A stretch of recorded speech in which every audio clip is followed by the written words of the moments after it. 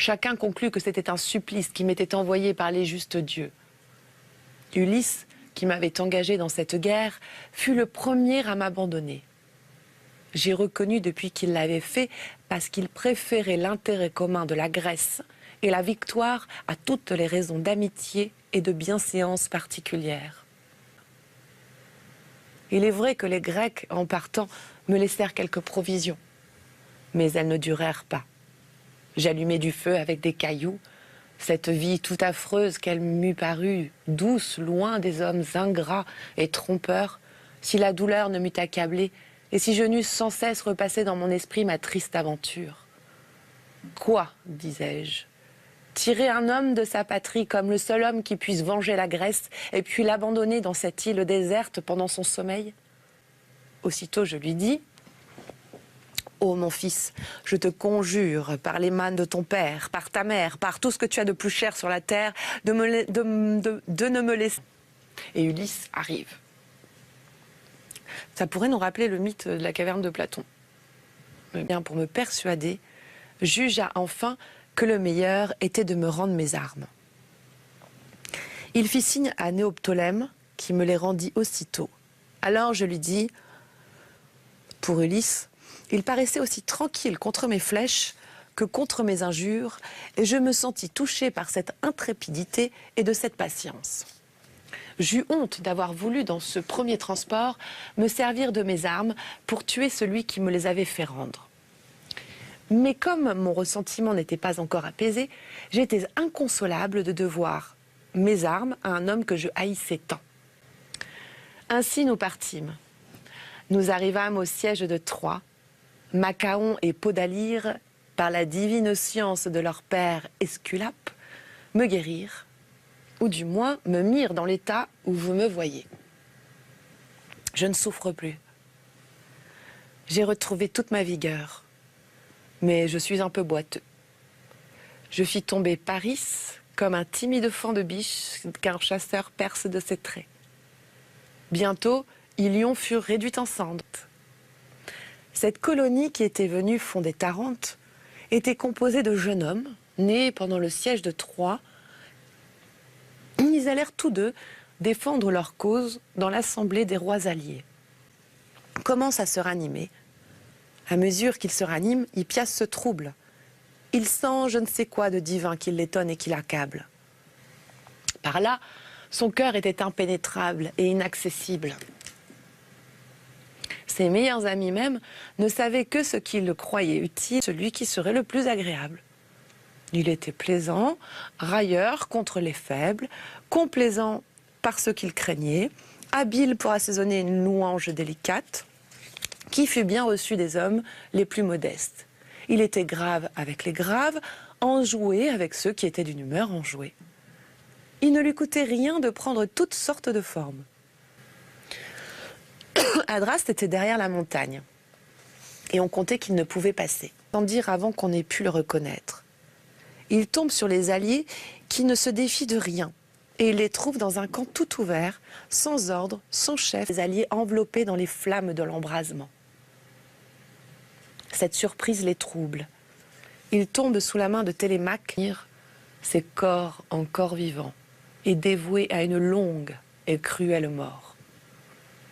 Il paraissait semblable à la chair des victimes de la médecine. « C'est une honte, disait-il, pour les hommes qu'ils aient tant de maladies, car les bonnes mœurs produisent la santé.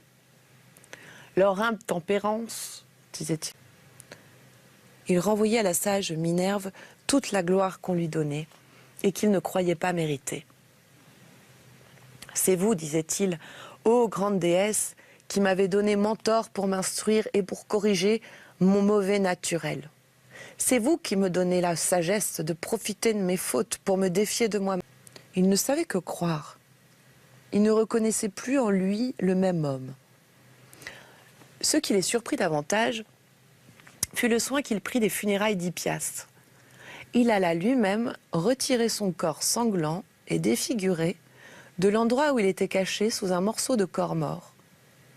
Il versa sur lui des larmes pieuses.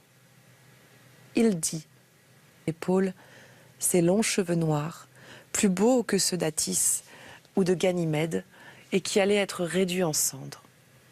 On remarquait dans le côté la blessure profonde par où tout son sang s'était écoulé et qui l'avait fait descendre dans le royaume sombre de Pluton. Faut que je retrouve juste le moment où j'étais. Et je suis à vous après. Jusqu'au fond de son cœur, une chaleur agréable le dérobait aux mains glacées de la mort. En ce moment, la défaillance cessant, la douleur succéda. Télémaque était sans cesse avec eux auprès du malade. Sa nourriture était simple, il vivait comme les soldats pour leur donner l'exemple de la sobriété et de la patience.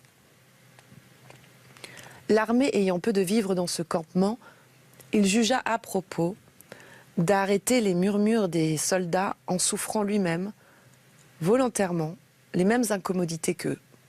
De la première jeunesse. Son teint devenait plus brun et moins délicat, ses membres moins mous et plus nerveux. 14e livre. Cependant, Adraste, dont les troupes avaient été considérablement affaiblies dans le combat, écoutait avec plaisir et admiration. Souvent, Ulysse lui apparaissait tout à coup dans des festins où la joie éclatait parmi les délices et où l'on entendait les tendres accords d'une... Elles ne puniront point les insensés amants de Pénélope, et Ithaque ne se relèvera jamais de sa ruine. Ô dieux ennemis de mon père, vous m'envoyez ces songes funestes pour arracher toute espérance de mon cœur. C'est m'arracher la vie. Non, je ne puis plus vivre dans cette incertitude. Que dis-je? Hélas, je ne suis que trop certain que mon père n'est plus. Je vais chercher son ombre jusque dans les enfers. Thésée y est bien descendu. Thésée. Les bergers avaient soin d'en détourner leurs troupeaux. La vapeur souffrée du marais stygien qui s'exhalait sans cesse par cette ouverture empestait l'air. Tout autour, il ne croisait ni herbe ni fleurs. Au loin même, tout alentour, Cérès refusait aux laboureurs ses moissons dorées. Bacchus semblait en vain y promettre ses doux fruits. Les grappes de raisin se desséchaient au lieu de mûrir. Les naïades tristes ne faisaient point couler une onde pure, leurs flots étaient toujours amers et troublés. Les oiseaux ne chantaient jamais dans cette terre hérissée de ronces et d'épines et n'y trouvaient aucun bocage pour se retirer. Ils allaient chanter leurs amours sous un ciel plus doux. Dans cette caverne sortait de temps en temps une fumée noire et épaisse qui faisait une espèce de nuit au milieu du jour.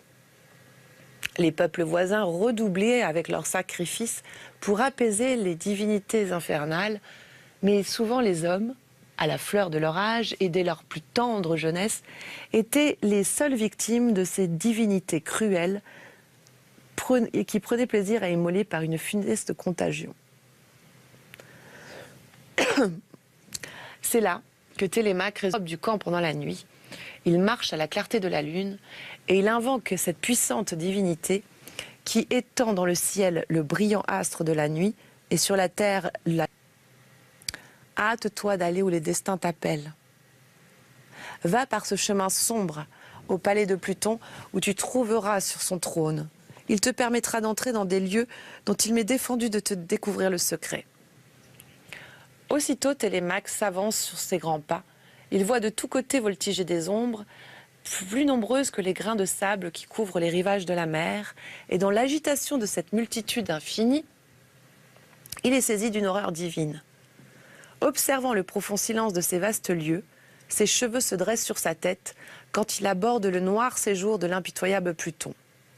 Il sent ses genoux chancelants, la voix lui manque, et c'est avec peine qu'il peut prononcer aux dieux ces paroles. Vous voyez, ô terrible divinité, le fils de malheureux Ulysse, je viens vous demander si mon père est descendu dans votre empire ou s'il est encore errant sur la terre. Pluton était sur un trône d'ébène, son visage était pâle et sévère, ses yeux creux et étincelants, son visage ridé et menaçant.